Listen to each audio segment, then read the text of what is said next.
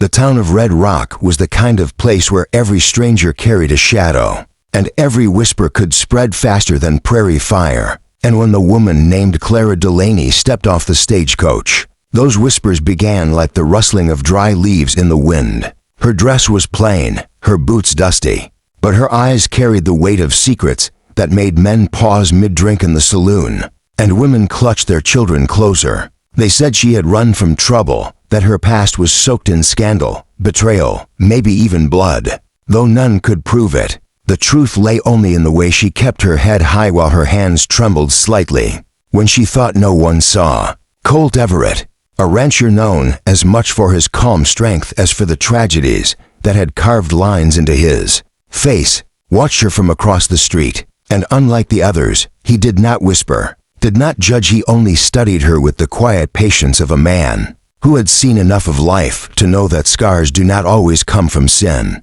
Sometimes they come from survival. As Clara walked through the town, ignoring the murmurs that followed her like hounds, Colt tipped his hat, offering her the simplest gesture of respect she had received in months. And in that small nod was a promise she didn't yet understand. He wasn't afraid of what she carried, only curious if she'd ever let him share it. Clara found work at the boarding house kitchen, her days filled with peeling potatoes, scrubbing pans, and pretending she didn't hear the sharp-tongued gossip of the other women who warned each other not to sit too close. At night, she would slip outside, staring at the horizon as if afraid her past might come galloping out of the dark. It was on one of those nights that Colt found her, leaning against the post with the easy calm of a man who'd spent more time under the stars than under a roof. "Don't mind the talk," he said gently, his voice low and steady. "Talk's cheap out here. Truth's what costs." Clara stiffened, her heart pounding, but there was no mockery in his tone, no curiosity sharpened like a knife, just steady warmth. That unsettled her more than the cruelty ever could. She turned away, her voice strained. "You don't know me, Cowboy. You don't know what I've done." Colt's gaze never faltered. "Maybe not, but I don't aim to judge your yesterdays. I just want to know if you'd let me be part of your tomorrows." The words startled her, so simple yet so profound, and she almost laughed at the absurdity of it. How could he want a woman whose past was a graveyard of mistakes? But when she looked into his eyes, she saw not pity, not desire, but a rare kind of hope that scared her more than any memory she carried. For a few weeks, Clara allowed herself the smallest taste of peace dinners at Colt's ranch, where the silence between them felt safer than words. Mornings where she watched the sunrise over fields instead of running from shadows. But peace in the Wild West was always a fragile thing, and hers shattered the day two riders thundered into Red Rock, faces she knew too well from the dark corners of her past.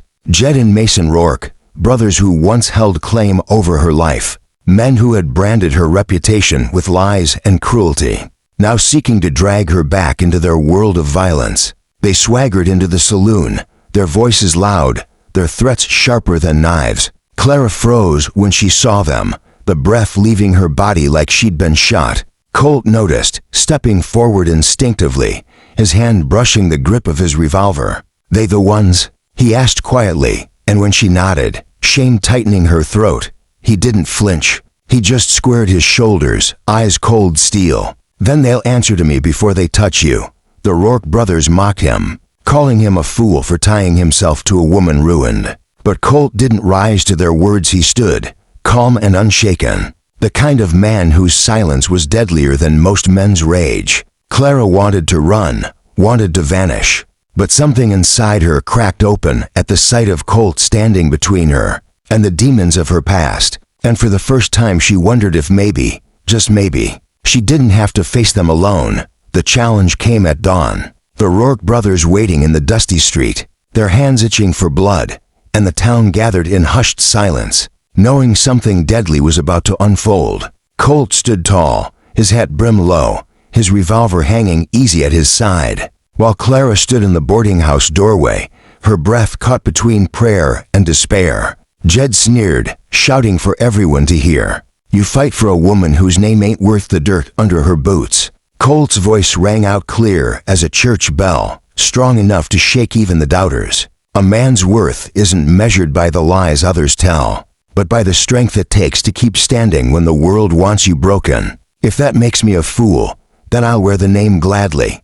The crowd shifted, whispers softer now, and Clara's tears blurred her vision as Colt faced the men who had nearly destroyed her. The draw was fast, gunfire cracking through the morning air, dust and smoke twisting together like ghosts, and when it cleared, Jed lay writhing with a bullet through his shoulder while Mason dropped his gun and fled.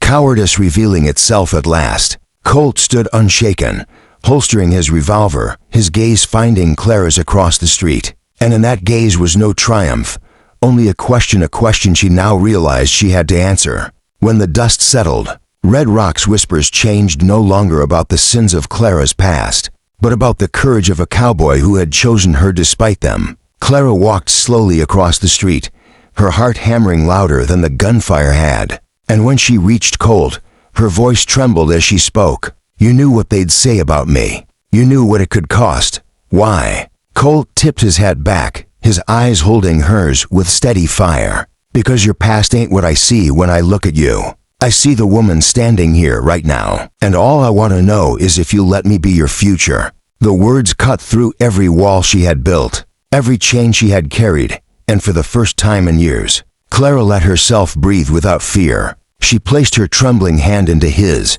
the simplest gesture, yet it felt like freedom. The crowd began to scatter, their whispers fading, but in that moment, nothing else mattered, not the past, not the scars, only the promise of tomorrow. Colt squeezed her hand, steady and sure, and as they walked toward the horizon together, Clara whispered the words she had never believed she'd speak again.